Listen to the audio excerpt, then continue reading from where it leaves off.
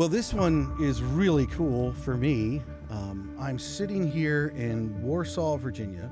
Did I say that right? Yeah, good old Warsaw, Virginia. Yeah. The metropolis that is. Yeah, I must have missed that the way that we drove in. it was something. But I'm sitting here with Marcus Sheridan. He's the author of more than two books, but the two that I have here on the table. And we are in the warehouse of River Pools. In Virginia. Right. Mm-hmm. And this is where you got kind of, when you were starting out your manufacturing facility and whatnot, that was here, right? Yeah. Okay. It was. So we're just going to sit down here and have an honest and real conversation and hopefully learn something. Come on. If you're willing to talk about things, and I mentioned this in Endless Customers, basically four pillars of a known and trusted brand. I will share each one quickly. Yeah. Okay? Number one pillar of a known and trusted brand. You got to be willing to say online what others aren't willing to say. A lot of people, when they hear that, they're like, that doesn't seem like a big deal. But then when I say, yeah, but what are you talking about online right now that the majority of your competitors are not talking about? And they're like, yeah, I guess I'm not really doing that. I've already just mentioned a couple of really basic ones, right? Yeah. We'll come back to that one in a second. Number two, you got to be willing to show with video what others in your space aren't willing to show. All right, we'll come back to that one because I got a good story about that one. Number three, you got to be willing to sell in a way that others aren't willing to sell. We'll come back to that one too. We're going to come back to all of them. And then finally, number four, you got to be more human than others are willing to be. So you got to be willing to say what others aren't willing to say, show what others aren't willing to show, sell in a way others aren't willing to sell, and be more human than others are willing to be. Those are the four pillars of a known and trusted brand today. That's what makes up the Endless Customer System. And if I was meeting with anybody that's listening to this right now, and if I said to them, can you honestly say that you're talking about showing, selling, and being more human than 95% of your competitors and you're doing consistently? Most would say, honestly, no, Marcus, I'm not. Yeah. That's a problem. If you want to become that known and trusted brand, that's a problem. And some of these people are spending a butt ton on Google Ads each month. And I'm telling you, that is not a very smart. Every single company I've talked to this year that is doing Google Ads has told me we're spending more and we're getting less. Yeah. You got to change. You want to talk about the four pillars? Because I'm hyped about those. Please do. All right. So let's look at pillar number one. Actually, I wanted to ask you one question, but I'm going to change it right now. Could you tell me about the four pillars? There we go. That's my question. There we go. Sorry, because I'm like one of those guys that'll just, as soon as I'm able to run, I just want to run. But I want you to stop me at any point, Joshua, of course. All right, number one pillar, say what others are willing to say. We talk about this in They Ask You Answer, and we talk about endless customers. And that is, there's 5 subjects that buyers constantly research, you, me, everybody's listening to this right now, that we have learned through this thing called the School of Search to always do. Nobody taught us, but this is what we've learned. 5 subjects that you want to know before you buy a thing, before you reach out to the company. What are the 5? Here's what you want to know. As buyers and consumers, we want to know how much is it. We want to understand cost, pricing, etc. So that's number 1. Yeah. Number 2, we want to understand problems/objections. In other words, we want to understand, how could this blow up in my face? What could go wrong? You see, when we get serious about buying something, we also want to figure out, okay, so what are the issues that I could be confronted with here? Number 3, we're obsessed with comparisons. We love to compare stuff online. Think about how many times you've compared something online. Number 4, reviews. The thing about reviews, everybody loves reviews, but you don't just want the good reviews, you want the good, the bad, and the ugly reviews, all right? Because if somebody doesn't have any negative reviews, it actually induces seeds of doubt. And then finally, number 5, best. Best, most, top. Think about how many times you've gone online and searched best plus another phrase. So cost, problems, comparisons, reviews, and best. Those are the big 5. And if I was talking to anybody that's listening to this right now, Joshua, and I said to you, what percentage of the content you have online is related to those 5 things? They'd say, not very much. Not very much. And then they would say, but you don't understand, Marcus, we're different. And I would tell you, sorry, sir or ma'am, you are not different because your buyers are rooted in the same psychology my buyers are. So let's just look at cost for a second. Why do so many people push back on cost?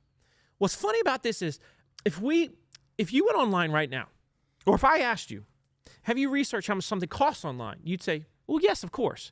And if I said to you, if you're on a website and you're looking for cost and price information and you can't find it, what's the emotion you experience? You'd say, super frustrated, right? Yeah. So what gives you the right to feel frustrated? Well, you're the buyer, you're the consumer, and you're trying to make a decision, but they're making it very hard on you. So in this moment of frustration, do you as the buyer, do you as the searcher, do you say to yourself, well, I'll just keep on looking on this website until I find it? No, that's ridiculous. We know the average person will spend less than 10 seconds on a website looking for cost and price information until they leave.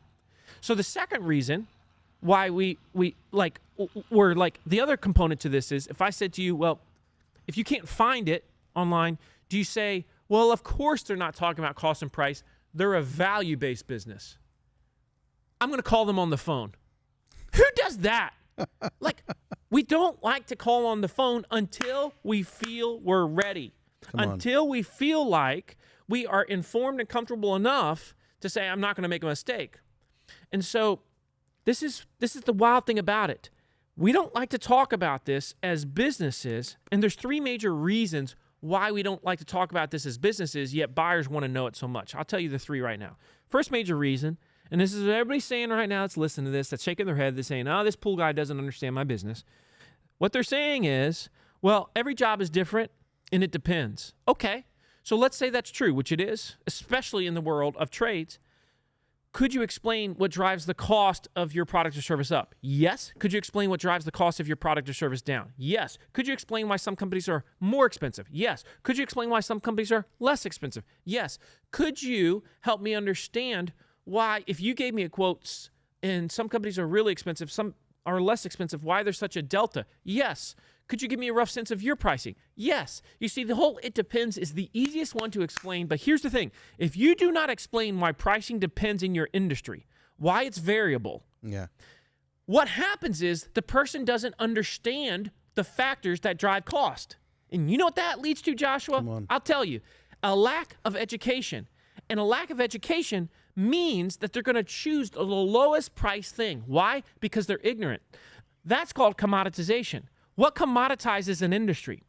Commoditization is caused by a lack of education from these very same tradespeople that are saying, but I can't talk about the thing because every job is different. So that's the first reason why we can't talk about cost and price. Or that's the ridiculous reason. Second reason we say we can't do it is because, well, if they see we're more expensive, then we just might scare them away. Not true. Because the thing that scares us away online isn't when somebody is willing to talk about cost and price, but rather when they're not. What's more scary to you? A menu that has pricing on it or a menu that has no pricing on it at all? Yeah, hands down, the menu. Like you ever go to a restaurant? Market price. Yeah. Yes. When it says market price, what do? I tell you what, you don't even ask because you're too embarrassed to ask. Do you know how many people don't make a phone call to a business because they don't want to be embarrassed to have to say, yeah, we can't afford that? Yeah. Third major reason why companies don't talk about cost and price is they say, well, I don't want my competitors to see it, which is really ridiculous because if I talk to most people that are listening to this right now and I said, do you have a pretty good sense of what your competitors charge? You'd say yes. So if you have a good sense of what they charge, they've got a good sense of what you charge. This is the big secret, non-secret. Everybody acts like nobody knows what everybody's charging, when in reality, everybody's got a pretty good sense as to what everybody else is charging. Now, the sad thing is I'm talking about this right now, Joshua, and there's still listeners that are saying, but you don't get it. I do get it because I've now worked with literally thousands of companies on this very subject for roughly 15 years. We were the first company in the world that talked about cost and price for fiberglass pools online. We talked about what drives cost up, what drives cost down, why some companies are expensive, why some companies are cheap, roughly where ours fall. I wrote an article that took me 45 minutes in 2009 to write, okay? 45 minutes. That article got so much traction and ultimately so many leads, and we can track the total number of leads that came from it. That's huge. To this day, I know that one single article for River Pools of Virginia has generated over $35 million in sales. Wow. $35 million in sales we would not have had we not been willing to address a simple question, which is how much does it cost? But we didn't even say exactly how much does it cost. You see what I'm saying? And so when I say you got to be willing to say what others aren't willing to say, that's what we're talking about. That's the big five. It is the essence of becoming that trusted voice, leaning into what others are so dang afraid of. Yeah. Yeah. Ready for second pillar? Let's go. Second pillar, show what others... Thank you for letting me say 3 words there. I appreciate that. You got it, brother. I'm here for you, Joshua. So second pillar, and it really has a lot to do with this building right here because it all happened here. Come on. When we started manufacturing fiberglass pools, quickly realized something. No manufacturer had ever showed exactly how they make their fiberglass pools. So we decided to create a series of videos. We created 8 videos. The average length was 10 minutes long. So literally 80 minutes of video showing you our entire manufacturing process. I mean, if you wanted to start a fiberglass pool manufacturing company, Joshua, you could have done it by watching these videos. Suddenly manufacturers were calling me like, dude, why are you showing this? You're like showing your secret sauce here. I'm like, secret sauce? There's no secret. This is Thousand Island dressing and everybody knows it. There's no secret sauce. And so here's what's wild is people started to call us up and they would say, you're the only one that's willing to show. And we started picking up dealers all over the country because the dealer would call us up and say, I got a homeowner here that wants to buy a pool. The problem is they're telling me they're not going to buy anything but a river pool. So how do I become a dealer? You see, we've built this extraordinary business. We didn't have we didn't have regional sales reps. Wow. Most manufacturers have reps. We had 0 reps because who's the best rep? Homeowner, end user in this case. Because if they're demanding it and if they're telling the pool builder in this context, hey, I love you, buddy, but I'm not going to do business with you unless you have a river pool, game changer. And so really, what are you showing? We constantly make claims online. It's like it's our people that make us different. All right, with video, how much are you really showing your people? Because if you're not really showing them, they're no different, man. I know you think your people are different, but what makes somebody truly different is everybody else understanding their story. So what are you showing that others are not? So that's an example of the second pillar. Third pillar, this one gets me really stoked. And that is sell in a way others aren't willing to sell. I have to interrupt you. It gets you really stoked. What have you been for the past 30 minutes? Like, seriously. All right, this one gets you really stoked. The third pillar. The third pillar of a known and trusted brand, and I talk about this a lot in Endless Customers. This was one of the big additions from the Ask You Answer because it's a recent development. Gartner recently sent me a study that said 75% of all buyers today would prefer to have a seller-free sales experience. 75% of all buyers would prefer to have a seller-free sales experience. So what does this mean? It doesn't mean we hate salespeople. It just means that we don't want to talk to a salesperson until we're ready, until we're confident, until we're comfortable, until we feel like this person's not going to screw me over. And so how do you take advantage of the trend? Because as a business owner, you always have choices.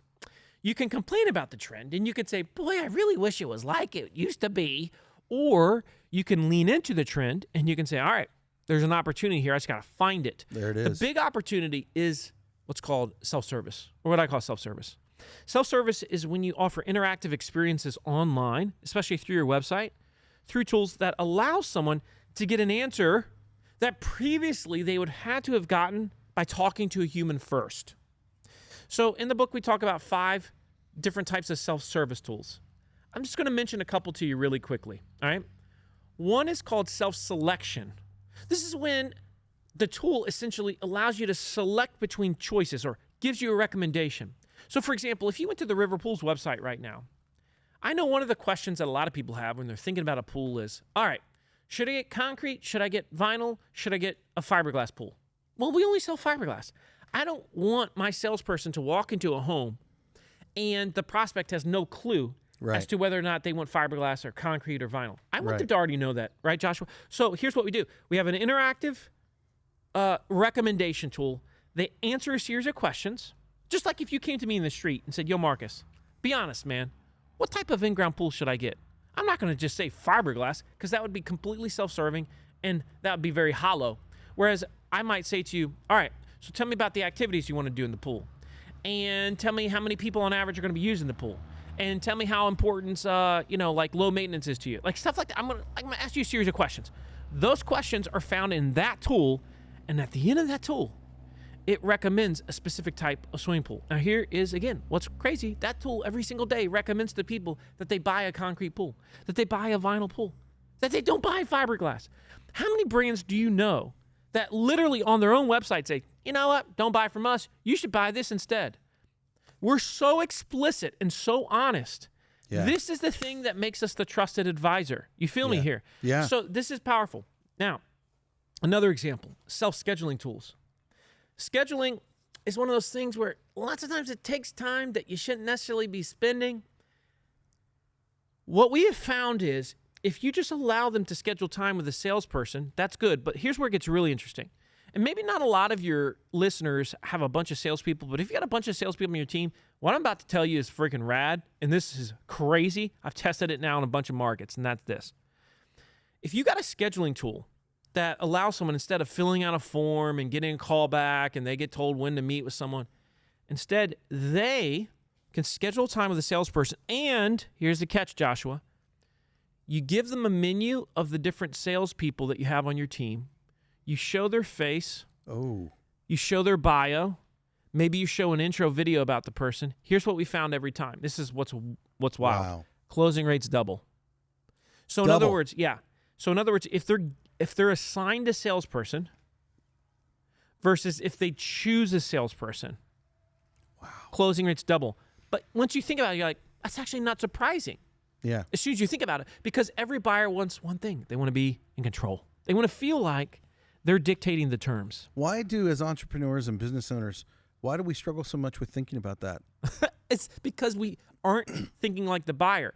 We're so obsessed with our own sales process. We say, but that wouldn't fit with how we currently do it. I'm like, okay, so you're saying you want to keep it like it is and not double your closing rates? I don't understand. Like, in me, I like run in the direction of improvement and progression. And that's clear progress, man. That's clear progress. Another type of self-service tool, and this is the big one. And this is, when it comes to home services, especially in the trades, this is going to be table stakes in the coming years. And these are self-pricing tools. Self-pricing tools. So how does a self-pricing tool work? Well, the first question anybody has when they start the buyer's journey, somebody says, I need new windows. I need to hire an electrician. I need some fill dirt in my yard. Whatever it is. First question, roughly, what's this going to cost me? You see, everybody wants to get a sense. That's the gateway. That's the entry point. That question. If they can't get that question answered, oftentimes they don't move through that initial gateway barrier because they're like, I don't know if I'm in or out. But as soon as they understand roughly this is how much it is, then they can progress. Then they can start to research companies. Then they will fill out the form. Then they will make the call, whatever the thing is. So you've eliminated all the friction. Oh, yeah. So that which leads to just a mountain of trust, something that most of your competitors don't want to do because they're busy saying there's no way we could do that. And then finally, pillar 4. Pillar 4 is be more human than others are willing to be. There's different ways that you can do this, but let me just give you a couple examples of this one, Joshua. I think I already like this one. Yeah. How often, especially in home services, does someone have an in-home sales appointment and the homeowner is seeing the salesperson's face the first time as they're walking up the driveway? Yeah. That unequivocally is inexcusable in my opinion. That is a fail of dramatic proportions because I feel like as businesses, it's our fiduciary to make sure that this, in this case, the customer, the prospect, the homeowner, feels like they already know us, they've heard us, they have seen us before we're walking up the dang driveway or before we're meeting them in their office. Yeah. So how can you do that? How can you ensure that? Well, of course, you got to do more video, but an example of this is one-to-one video with email. I mentioned this a little bit in They Ask You Answer. I talk about it as well in Endless Customers. We've had this thing called electronic mail, i.e. email, for the better part now of about 28 years going strong. Yeah. Do you realize Tom Hanks and yeah. You've Got Mail. You've Got Mail. Yeah. So we're almost 3 decades into this. People are still sending email basically the same way. Text to text. Yeah. Come on, y'all. Come on. So instead, how about if somebody has, like before that appointment and you're sending that pre-appointment email where you're letting them know, a reminder and, telling them what you're going to cover and all that, best practices stuff. Why don't you send a video and say, hey, Joshua, Marcus here. I just wanted you to see what I look like before I start walking up your driveway. I'm excited to meet you. Here's some things that we're going to cover. I'm feeling really stupid because I didn't send you a video before we got here. So that's all right. You have a pod and it's on video and you're getting leads all the time because people are like, I just like how that guy rolls. I like how he sounds. I like his beard. Okay. Man, he's got great man hair going on, right? Right. Right? You know what I'm saying? So people see you and they're like, there's something about that guy that resonates with me.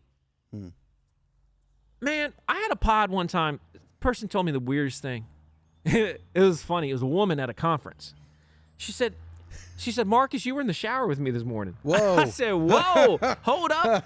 And she started laughing. She said, it's because I listen to your podcast when I'm in the shower. I had the best laugh over that.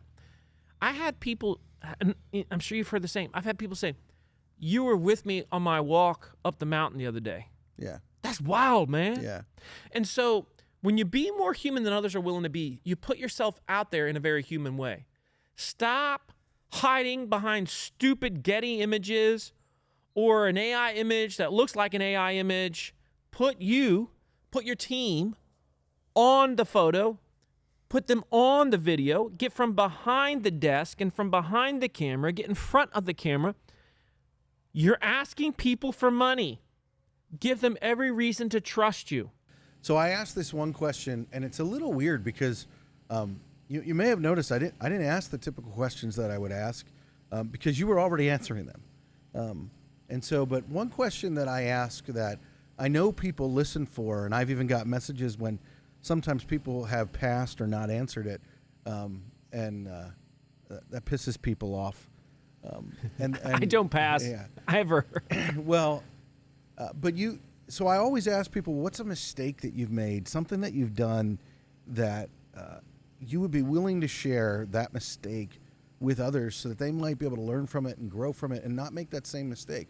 Because in my life, that's a lot of what my mentors, the people that I've learned from, the men that I've apprenticed with, the people that have invested in my life, that's what they did. Now, you've shared a lot over this past hour. But if there was one mistake that you would share with our listeners that Marcus has made that you wish someone would have shared with you that you could have learned from it to not make that mistake. Yeah, can I share a couple? Yeah. Because the fact that anybody would struggle to answer this question is beyond my realm of understanding. I could write a book just on mistakes. You know what I'm saying? So the first one is when we started, we were mainly retail, okay? And because we were mainly retail, we wanted a nice retail building. Yeah. And so at one point we had 2 retail shops and like lots of hot tubs in them. And I had written down these 5-year goals, and I wanted to have more retail locations than anybody in Virginia for hot tubs and above ground pools and all this stuff.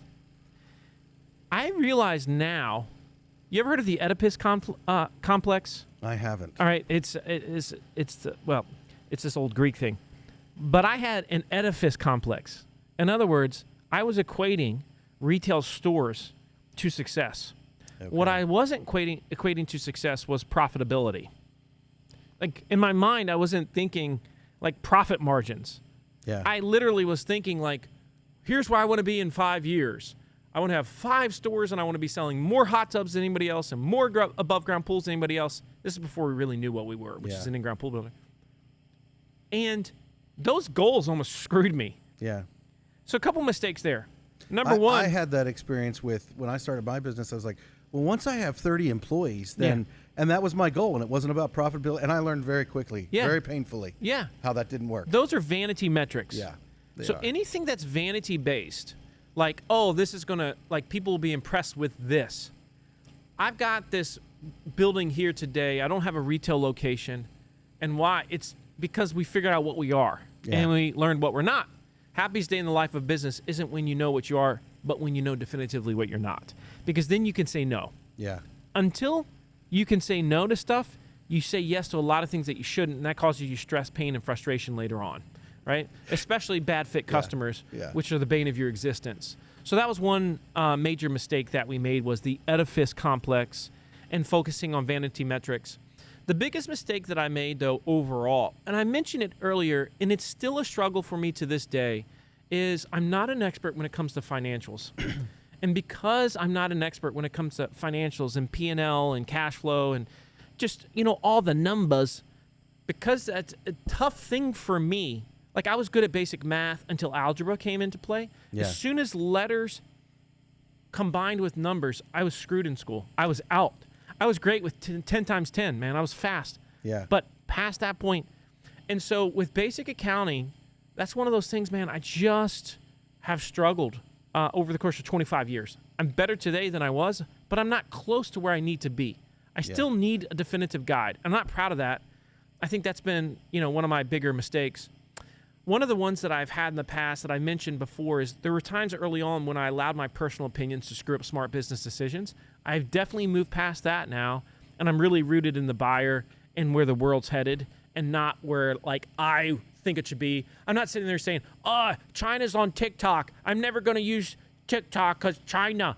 Okay, maybe I'm not a fan of China, but my buyers are on TikTok, and I'm going to roll where my buyers are rolling. That's right. You see what I'm saying? I do. So I'm not going to take this stupid moral high ground when it's going to cost you financial peace in your life, because I signed up to make sure that my wife can go to the grocery store and buy whatever she wants without looking at the prices. That's it, man. That's what I'm here for. Come on. And so, that's been a major. And I could, obviously, again, I could go on and on with that, but there's been a lot of mistakes, bro. Well, Josh, welcome to the line, man. It's really good to have you here. We've been relating online for quite a while, and we've tried this a couple of times, and now here we are. Yes, man. Yeah. So good. So good. I'm so glad to have you here. Yeah, thank you, man. Thank you for this. And I just appreciate you. And well, let's talk about, before I say what I appreciate here, where are we exactly right now, Josh? The mothership, man. Yeah. We're at the mothership, Miller Electric HQ, Jacksonville, Florida. Wow. Yeah. Wow.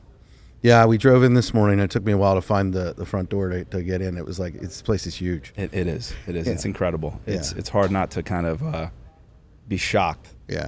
When you walk through the front doors. So. Yeah.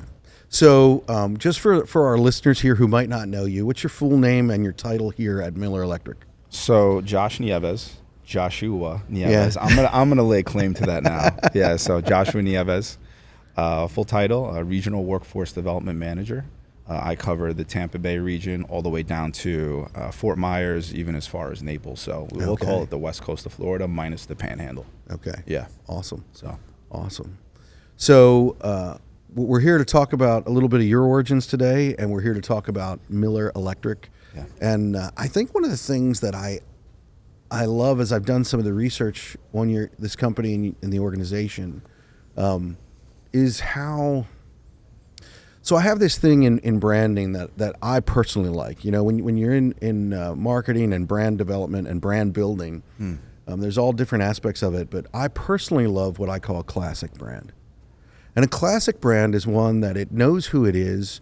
It's not too boisterous. It's kind of like when you're the boss, you don't need to tell anybody you're the boss. You know what I mean? And Miller has that feel to it. Yeah.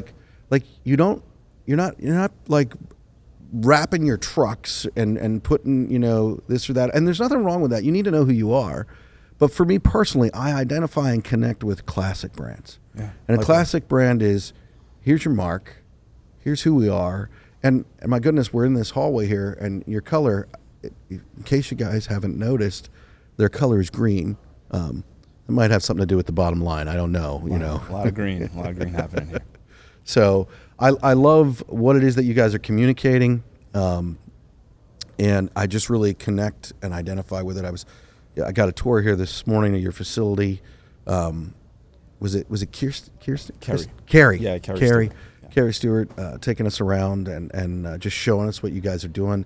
It's pretty cool, pretty exciting. Very. So I would like to just talk a little bit about, Josh, who you are, how you ended up here, because you and I, we have different origin stories, but yet similar. Yeah. And, I really love your name. My wife just cringed at my little joke there about our names being similar. You have a great name too. Yeah, man. well, thank you. Thank you. You're welcome, bud. But we're both Northern boys. Yeah. Here in Jacksonville, Florida. And why don't you tell us a little bit about, for those that are listening that might not know you, which I don't think is very many people.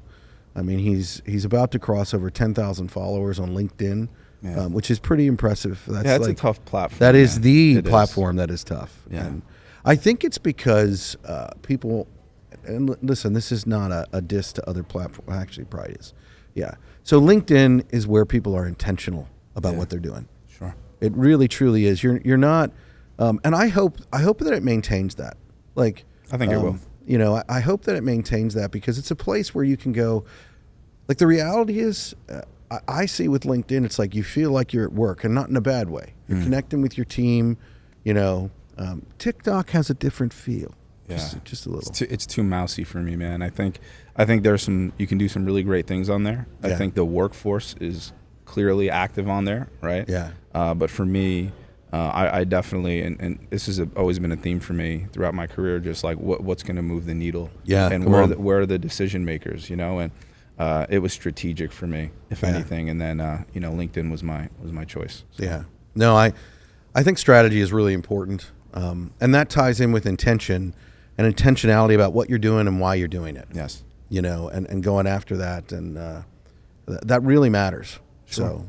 So tell us a little bit about your origins and how somebody from New York ends up in Jacksonville, Florida. Yeah, absolutely. So origins, you know, 15 years old, I decided that I wanted to follow my father's footsteps. Come on. You know, third generation IBEW electrician, and I saw the life that he had provided for my family. That's really where it all starts. Yeah. You know, when I was about 12 years old, obviously we all know 9/11, what happened in New York City. My father's business was directly impacted by that. So I spent some time down there as a kid, you know, really young, just in the recovery efforts, just supporting my dad and kind of what he was looking to do. He actually had to make an exit, unfortunately, but, you know, I went down there and I got to meet the guys, you know, at a really young age. I got to sit down with blue collar, you know, construction professionals, and I was just attracted to everything that they were, you know, the way they talked, the way they moved. I just saw that there was just this humbleness and organicness to them that I absolutely loved. So that was kind of like the seed that got planted, spending time with my father and his company and meeting his workforce. So eventually I decided when I was about 15, maybe 16 years old, that I wanted to continue pursuing a path in the electrical industry. I was working summers and stuff like that, just kind of getting my feet wet. Yeah. And I had an opportunity to go to vocational school. So my guidance counselor pulled me into the office, like they typically do, and said, "Hey, Josh, you know, your grades are kind of like, you know." And it's funny though. It was for me. I knew exactly what I needed to do just to get by. Yeah. You know, and not gonna tell people to do that. But for me, I just felt like a lot of the things I was learning just really I had a very entrepreneurial mindset at the time. Like, okay, like how is this gonna support me? You know, when I enter the workforce. I was thinking about that very early, right? So from there, entered trade school, and I started to excel like rapidly. So, you know, student of the month, all the little cool accolades that they give students. It was just like every single month I was getting some type of achievement, top in class, student of the year. And this was like back to back for 2 years. So I went to school in conjunction with high school. So trade school in conjunction with high school. Wow. So, and then funny enough, I was doing so well in trade school, my grades in high school were going through the roof as well. So clearly on this path to be an electrician, this is what I wanted to do. I realized that I had a gift, right? Absolutely. So from there, entered Local 3 at 18 years old. Fast track to that. And just by chance, I landed. Local 3. That's Local 3. Yeah, IBW Local 3. And, you know, I landed with one of the largest electrical contractors in the nation. And I was with them for 16 years. Come on. And I did everything from serve my time as an apprentice, journeyman, became a foreman, general foreman, superintendent, so on and so forth. So I was doing all this really rapidly, and I honestly don't feel like I got a chance to really enjoy it. Yeah. But, you know, and that kind of ties to how I got here. So eventually, you know, I know me and you talked about this, decided to kind of go one step further, become a New York City licensed master electrician. You know, we did talk about this. Yeah. You were, so a lot of people don't realize this, but when you get your, you know, journeyman license, you have to work for another 7 years in the trade before you can. Am I remembering this correctly? So New York, every jurisdiction's a little bit different. I believe in New York, you need to have 7.5 years working under a licensed Yes, contractor. that's correct. But it can't just be like a fly by night. No, it has to you be. need to have. They have to have a master's. They Yeah. need to have a master's, and you also need documentation from them That's correct. saying. So if you work for like 5 contractors, you need to get them all to sign this document, which could be a pain. So It can be. It's the importance of not burning bridges when you leave places. it also pays to just like try and stay employed, right? Boy, that's true. Yeah. So I was with. So you had just hit that mark. That's the point that I'm trying to drive. You Yeah. had just hit that mark, and you're like, I'm going for it. I had just hit that mark. I was actually a sub foreman at the LaGuardia redevelopment project. Just and a small little project, not big. Yeah, and I'm LaGuardia, tiny little airport. So I'm like, running work is not hard enough, and I'm not stressed. I saw that out wink enough. there. We're gonna make sure that makes it on camera. Yeah, and working nights and doing doubles and all these crazy hours isn't enough. I'm gonna do, this year-long training to become a master electrician. Come on. So pursued it, and yeah, man, we got the W on that. At the earliest attainable age, which that was probably that was a major career milestone for me. Wow. And then that kind of folded into me becoming a superintendent, and I'm proudly to say the youngest superintendent in Local 3. That role. That's a pretty cool moniker, man. Yeah, man. That role, it can mean a lot of different things depending where you are in the country. Out of Local 3, there's typically there's always one. But typically maybe 2, 3 for a shop that could have over 1,000 people. So that's that was something that I was really proud of as well. So just all these really great milestones, and just to really kind of tie that into how I got here, man. I ended up buying a farm, 160 acre parcel, building that up and scaling that while I was working full time. So don't ask me why I did that, man. You're nuts. Yeah. So just again going back to that entrepreneurial mindset, I always had it even while I was an employee. Yeah. So it was definitely a big move, but at the same time, again, back to that constant growth mindset. I wanted to challenge myself. So during that time, I was just really kind of, I felt like I was stuck on the hamster wheel, and maybe that's because things were just happening so fast for me. Yeah. So I think there's 2 parts to that. I think it's great, but also I think that I think when you achieve so much so young, you start to say to yourself, like, okay, like maybe I just need to dial back, or maybe I just need something new. Yeah. So I was like, well, I don't really want to dial back. I want to continue to put my foot on the gas. I don't want to take a step back, but I do want something different. Yeah. And that turned from me being on my farm full time and doing the New York City commute to within 2 weeks moving to Tampa, Florida. Yeah. Yeah. Wow. So, in my time down here, I took we can call it like a sabbatical, maybe like a 3-month sabbatical, where I was just like, okay, like I'm going to just take some time off. Chilling on the beach. Exactly, man. Doing the Floridian thing and just kind of pretending to be retired. The Floridian thing. Yeah. So just grateful and fortunate to be able to, just have that time to really reflect. And then, the power of social media. I got in contact with someone on LinkedIn.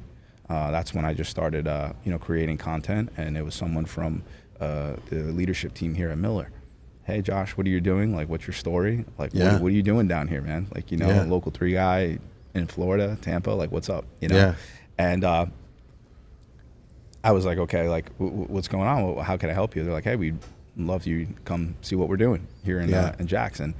When I came here, to be honest with you, I wasn't really sure if I wanted to work with anyone again.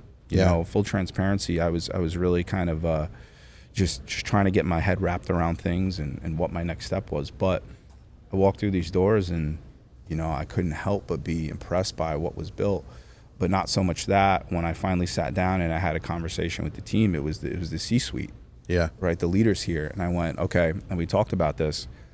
Like, if these are the leaders in this company, I believe that trickles down to everything else. Yeah. And these are the type of people, if I'm going to work for someone, I will work for. And that, allowed me to, be where I am right now. So, Josh, I want to ask you a question. Now, this one, you can pass on it, but people will judge you, and so will I. Judge away. But I like to ask people, what's a mistake that you've made? And the reason that I ask this question is for me, coming up in the trades, some of the most valuable, and if you've listened, nobody listens to these one after another, so no, this will be like new. I do, but when I was coming up in the trades, the reason that this question is so important to me because it was huge and impactful for my life and my growth, and I think it goes for all of us. And we would get what we call windshield time. We'd meet at the shop, and we'd ride in the van or the vehicle, the company truck to the job site. Yeah. And I would be sitting in a truck with a journeyman or a master, and we would be going to a job. And when you got an hour and a half with somebody, man, things come up. And these old timers, some of them would share their mistakes that they'd made in life with me. Yeah. And sometimes it was around work, and sometimes it was just, it was a long day. It was tired. Or alimony. Yeah, definitely heard that one. Yeah. And it was like it provided an opportunity for me to learn that I didn't have to live through the hardship that they went through. Yeah. That's why I asked the question. So we're not riding in the van, but Josh, what's a mistake that you've made that you're willing to share with people? I would say in my early 20s, just not keeping Christ at the center of my life. I think that's, so when I was a kid, Josh, my father said something to me that has resonated with me to this day, and he still says it. He said, Josh, you're favored by the Lord. And he spoke that over me when I was a young man, and he said, no matter what you do, no matter where you go, God's always going to be tugging at your heart. He's like, I just want you to know that. And, for me in my early 20s, I don't think I was an anomaly. I think early 20s are early 20s, right? Yeah. Just doing what kids do, right? But I think that I got to a point, Josh, where I was finding so much success early on where I forgot where it came from. Come on. There was a lot of vanity, self-glorification, lack of a better term, right? So as I started to mature and I started to kind of fall on my face, which happens, right? I started to realize, okay, Lord, like, just pull me back in. What is it that you want me to do? Come on. And I'll never forget, man, and people can want to receive this or not. I had a day where I was going through something, man. It was a really difficult time for me. And I said, God, what is it that you want me to do? I'm really hurting right now. I'm really going through it. Almost like a depressive state, Some people, I hope no one has to experience that, but no, I heard a voice say, honor me and I will honor you. And that stuck with me ever since. Come on. So from there, just making incremental changes in my life, doing things a little bit differently. And won't go into all those details, but started moving differently, having different conversations, and just serving people. I was no longer serving myself. Yeah. And things just started to just scale 10x from there. God is so good, man. So, really for me, it was just, we call it backsliding. I know you've heard that before, right? Yeah. Just kind of just getting my focus back on the Lord and just putting him first in everything that I do and serving others. And that seems to be working out pretty well. Welcome to the line, Bobby. Thanks for having me. So do you go by, I know what you go by. You go by Bobby. Or do you want me to call you Blue Collar Bobby? No, you can. Bobby's fine. Bobby's fine? Okay. I didn't know. And not Bob either. No, not so much Bob. Yeah. Well, I appreciate you stepping up to the line and having this conversation with me. We've been talking for over a year now. Yeah, man. And you're pretty big on Instagram and posting real stuff. You post every stinking day. Multiple times a day. You're in my feed more than I want you to be, quite honestly. That's what I want to hear. That's what I want to hear. So, we're just sitting here. We're in King of Prussia, Pennsylvania. You happen to be in the same area. You're here for a party tonight with your, that's what I'm calling your casino night. Yeah, AFSA. So, yeah. So, that should be pretty cool. And you're taking this time here to have this conversation with us here. What was it like working in the trade coming up with your dad? Oh, I felt like I learned so much during those 3 years. Really? There was no gatekeeping. There's a lot of gatekeeping. I experienced gatekeeping once I was, out on my own, so to speak. And it's the old guy thinks that if he gives you the info, you're gonna somehow replace him. And I guess there's a little bit of leg to that, but I was never that way. If I get the info or I know the way to do it, I'm just gonna teach the guy next to me, and doesn't mean he's gonna be able to do it better. Yeah. Yeah. But there was no gatekeeping, and so I was able to learn quick. It wasn't like there's a lot of trust. Yeah. And it was almost like he trusted me more than I trusted myself. Like you're in the, I call it a lull. A lot of guys call it the telehandler. Yeah. You're picking up a bundle of pipe, right? There's 20 of them bundled together. They're 21 feet long, and he's like, "Go get it, kid. Bring it over here." It's like, all right, this is my first time. Like, all right, this one goes up, this one goes down. Okay, we're on our way, Dad. But just things like that, where it's not like that anymore. Yeah.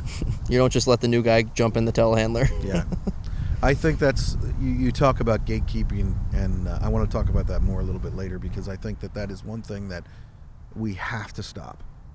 I mean, we just talked about the shortages of tradespeople, of blue-collar workers, and that is a direct result of gatekeeping. We're not helping any of that. Give them the info. Yeah. It's that we want to be a learn and grow mindset, not a protect and defend. Right. That's what we want to be. There's little tricks in every trade, and if you could just pass them on, let them know. I mean, yeah. Some of these guys die with their tricks. Yeah, yeah. And that's a whole nother discussion. So I want to ask you a question. Yep. I asked this question of everybody. You opened up the back of your truck when we were here, and it's full of tools. So I usually am like, what's a tool or a piece of gear that you just can't live without? So what is a tool or a piece of gear that Bobby can't live without? I'd probably have to go cliche and say like some channel locks. Like, if I'm jumping out of the truck, Yeah. Actually, no. I'll probably take that back and say my flashlight. You could always have a flashlight. I got it in the truck, but like a flashlight, a pocket knife, and then some channel locks. You can get anywhere with that stuff. It's really interesting. That is so specific to your trade. It's always the just, fact it's that dark. you said flashlight is like, I have heard so many guys that are sprinkler fitters be like, oh, you got to have a flashlight. I mean, there's nothing worse than when you're just like, then they got their cell phone light out. Oh yeah. And it shines like 2 feet. Right? So well, you can really tell the guys that were in the field that are maybe in an office or in a new position. They wear a suit, but they still got their flashlight with them. Yeah. It's like Yep. you can't get that out of them. It's like, do you really need that anymore? Well, I'm in the office closet looking for paper, but I got my flashlight. Yeah. Anyway. Yeah, for sure. Yeah. And I think I would have to pick flashlight. And going with you just said about the suit, and back to the podcast, Dope and Tape. Yeah. Our first, we went to an event at Universal, one of our first events together, and Brian and I, Wow. we had got the podcast going. We had an LLC. We had a bank account. We had never met. And so we're on a trip where we met, and the after party was at Universal Studios, and we had to walk about a mile. I'll say a mile, but it probably was like 2 miles from where we parked to get to and so we get to the entrance of Universal. We both have a flashlight in our pocket, and we both have to go back and put it in the car. and he's like the suit guy. Oh my gosh, that's hysterical. That's hysterical. So, what I wanted to really talk with you about, you're pretty big on Instagram. You post something like 500 times a month. Correct. What would you say to those in the blue collar world that are out there that aren't on Instagram, that aren't on social media? Matter of fact, the guys that are gatekeeping, that are like, what's the point? What is the point? I guess to answer, if It's really appropriate that there's a fire truck in the background. Yeah, I like that. Yeah, I like that. If I scheduled that. Because of the gatekeeping, Yeah. I feel like my videos can help that, right? Maybe you don't. Yeah. Maybe you can get the info from a video, and you got to try to show the parts of this trade, just like every other carpenter, electrician, and plumber is doing on social media. You can go and find a plethora of plumbers on social media, Yeah. showing you all kinds of stuff that you're familiar with, and so. Yeah. I think that's another reason why my stuff takes off, is because people aren't really necessarily familiar with what I'm posting. Yeah. It looks different. Yeah, it does. It does. And so, yeah, man, it's really, at the end of the day, we need young guys, 18, joining the trade. We got to stop this big everybody's got to go to college thing. Come on. and let them go right into the trade, Yeah. right? Why? You can make money right away. Right out of the gate. No debt. Yeah. Come on. Well, and that's something I think that we just don't realize. We don't realize what it feels like to, if you've never had debt, it's a pretty sucky feeling. And it's even worse. Like, I think that you can get so much farther if you start out that way and delay it. Like, some of the greatest advice my father gave me was, I was trying to figure out what I wanted to do. I was 17, and my dad's like, learn a trade. Learn a trade first, and then if you want to go to college, he wasn't going to pay for it. We weren't that kind of family. But he was like, he's like, learn a trade first, and he goes, and you'll have that your entire life. No one can ever take it away from you. And I think that's really important, because if you do that first, there are other things that happen that you learn through experience that just set you up better. There's no rush to go to college.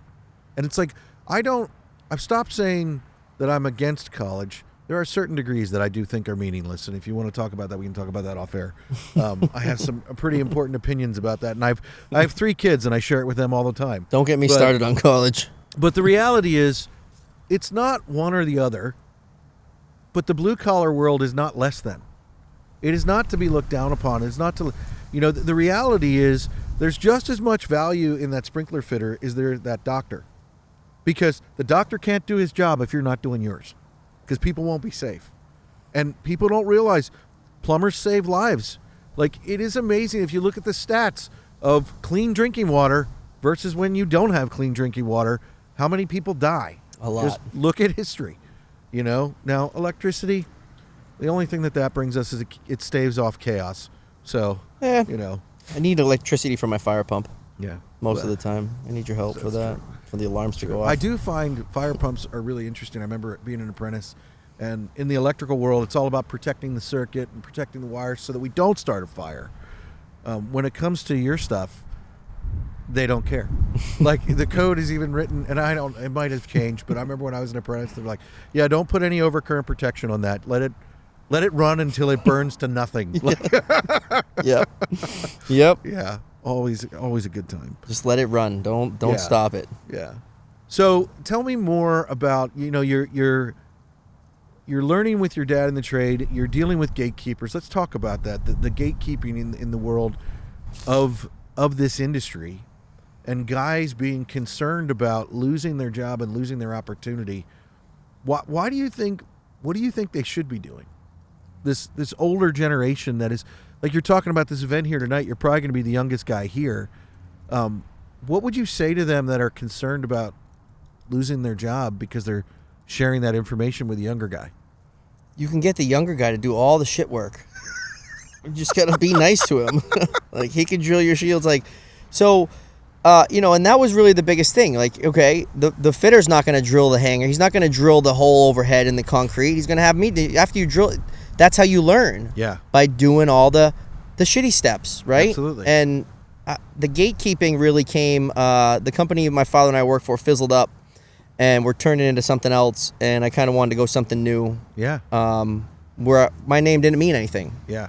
And so I went to a different company, and that's where you would find the gatekeeping. And it's like, if you have a great trick that you've already mastered, Yeah. and you're going to Come go on. and then hand that to somebody, do you think they're going to be better than you at doing that trick? They're just learning it. They're not going to steal your job. Yeah. You're going to get better together. And the other thing is that when little Billy goes to the next foreman, you want him to say, man, who trained you? You want him to say that in a good way or a bad way? Yeah. Come Like, on. are you blowing the work out of the water and just impressing him every way? He's like, man, who trained you? Yeah. Or are you just like some slouch that sucks? And he's like, who trained you? And it's going to go back to who trained him. And I don't want to be that guy. I want to send my on. apprentice off, and he looks like a rock star. Absolutely. And so just teach him all the tricks. No one's gonna be able to retain it all and do it better than you. Well, don't you think that when you do that, it's almost like you're providing, you're training your replacement, but in a good way. In a good way. Because then you can move on to the next level. Like, I think that's the thing that people don't understand. When we live in this protect and defend mindset, it's like you are literally trapping yourself right here. I mean, we're two guys that started out as apprentices in different trades, and we're sitting on a podcast being paid by other people to be here sitting down having a conversation. Correct. That's kind of ridiculous. Yeah. If you would have told me that when I was a second-year apprentice, I would have been like, what are you smoking? Like, No way. Yeah, it's in the grass next to a fire hydrant. yeah. Well, I mean, and that's the reality. We have to get away from the protect and defend, because all it does is it limits you even in where you're going to go. I think the other thing that I would just, I'm curious your take on this, but I hated AI, and then I realized that if I didn't start using it in some way, because I'm an old school guy, I wasn't on social media till my mid 40s, and I like old things. I like things the old way. Like I like old leather boots. I like, if it's an old school tool, that's what I like. I like the way things always were. But the reality is, I've learned specifically, we do some things in trying to help people's businesses get found. And what I've realized is now with AI, like there's no turning away from it. It's kind of like when cars became a thing, there was an entire industry that disappeared in 20 years. The horse stalls, the horse and carriage, like it was like that, and it was gone. And AI is going to do that in some ways, and the way that I think it's going to do that is, if you're paying for Google ads or you're doing things like that, that's not how people search anymore. Like my kids, they'll bring up AI and they'll be like, hey, find me places to eat around here. And AI searches the internet and Instagram feeds. It searches YouTube. It searches all these things. And so if as a business you're not posting that stuff, no one's going to find you. Right. Like no one's going to. So I might have answered my own question there. But to that point, what would you say to the companies that are out there that need to be posting? And what are some strategic things that you would encourage people to do in how they post? I think that every contractor should have their own Instagram page. Because that's what people look for, especially the youth. When they're like, if someone's, all right, I'm going to go to apply to this place. I'm going to go apply to Crown Plaza Sprinkler, right? The younger people are going to go on Instagram and go on social and see what is their presence. Yeah. Oh, they don't have a social media presence. Probably a bunch of old guys. Yeah. Right? Yeah. I think that you should be posting and promoting Employee of the Month, your best project. Like what's the best thing that your company has installed that you can look back on and show and say, this is what we do. We take pride in our work. Yeah. And so social media is a website in 2025. The websites are now not that important, and just think of social media as your website. That's where everybody's going to see what are you capable of, what are you putting out there. Yeah. Well, I mean, I think that you're right. I think social media is a conversation, and I think people are desperate for that now. Like with Instagram and TikTok, YouTube, whatever it is, and it's not that daunting to be on the ones that you need to be on. You don't need to be on all of them. And if you're gonna pick the big three, then pick the big three. But it's like, then people are gonna be able to find you. And to your point, young people, it's like they're not gonna believe that you're a legit company if you don't have an Instagram, which is really funny when you look at some of the companies that do have an Instagram. Like if you're the old hat big company and you're not posting on that, and listen, I just got to say this. If the person that's posting for you is above 55 years old and it's clip art from Microsoft in 1993, you got to rethink it. Hand it off. Absolutely. Hand it off to the young bloods. There's nothing wrong with that. It's less stressful listen, my kids post way faster and better than I do. And sure. I believe it's easier for the thanks a lot. Thanks. Yes. Oh my gosh. I believe it. Yeah. You don't mean to swear. I love it. So now your Dope and Tape podcast. Why are you doing that? I did it again. The Dope and Tape Show. The Dope and Tape Show. I'll accept that one. Trying to say it like Vanna White there. So that kind of stems from, I was streaming video games. You asked me about my headset. Yeah. I do play video games, and so I was going to be the next video game streamer. You should have seen me. My wife was watching because she felt bad. And so that was me. I'd be playing, and I'm really good, and I thought I was funny, but it would literally be my wife watching because she felt bad. And so through Instagram and meeting people, I met Brian, and Brian was an inspector in Atlanta, and I'm an installer in Boston. And he had a story from the previous week, and I had a story from that day, and we were going to talk about it. Yeah. And I decided, well, instead of streaming the video games, like, I'm going to live stream this Zoom call. Yeah. Screw the video games. It's not working. Yeah. And my wife's texting me. She's like, "There's 10 people watching," and it's like it's just me and this random guy from Atlanta that I just met on the interwebs, talking about our workday. Come on. And you can go back. I'm wearing like a white tee. I'm just like, "Are we live? I think it's live. I think it's live." And like we didn't know what we were doing. We like didn't know how to communicate to the people. And I was like, "Dude, people are watching. Like this is crazy. Like we're gonna like let's do this again." We were doing Tuesday. We were doing Monday, Wednesday, Friday at first. Holy crap. We're going live 3 nights a week. Wow. At 9 o'clock. And people were just coming out of the woodwork. Everybody wanted to be on. It was like we'd have 5, 10, 20 people watching us. Yeah, it was cool. And then I started getting better at putting photos or overlays or the chat, or when someone follows, the thing will pop up, and you learn. Everything was trial and error. And started to procure my background and put all stickers and everything, and it just really then we started talking about AFSA, which is an event that I'm here for, American Fire Sprinkler Association. That was a plug in case you guys didn't notice. Yeah. and NFPA, these are expos, fire sprinkler expos, and so car guys go to the car shows, and gun guys will go to gun shows, and I'm talking to Brian like, why don't we go to the sprinkler show? And so I'm on YouTube, can't find a video. Can't find one video of inside. Like, what are we doing in these expos? Come on. So I started talking about it. After talking about it for a little bit, our first sponsored episode by Arco. Now, I work for Arco now. I'm wearing the hat, but at this time, I was in Local 550 in Boston. Okay. And Brian was working in Atlanta as a inspector, and we have the owner of Arco on the show because he owns a manufacturing company. We want to get his story, and live on air, he invites us to Las Vegas next week. And so I love it. He says, you guys should come to NFPA next week in Las Vegas. And you can watch the show. I was on Cape Cod on vacation with my wife and kids. I already had a week off from school. And so I said, I don't know if I could swing this. I already got a week off, and now I'll have to take another. I don't know if I can just all of a sudden take off to Vegas. And he goes, I'll pay. Yeah. I want you guys to come and experience it. Yeah. And so I was like, all right, well, I guess I can do that, right? And so we shut it off, and I walk out, and my wife's like, did you just get invited to Las Vegas by an old guy? And you said, yeah. I'm like, yeah, honey, this is it. We're going to Las Vegas, right? And so this guy's shutting us down. I don't know. We'll see. And so that was that. That was the trip that Brian and I met for the first time after 6 months, LLC, bank account, going live every Tuesday, Monday, Wednesday, Friday. We meet for the first time in Las Vegas at NFPA, and here I am interviewing people at the booth and whatnot. It was epic. Wow, that's awesome.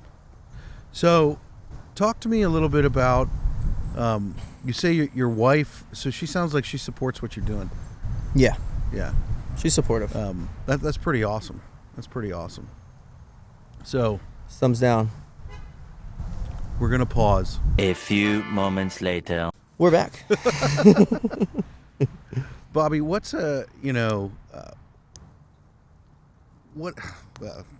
starting over. Yeah, we paused for a second. Now we're back. So in this, wow, it really messed me up.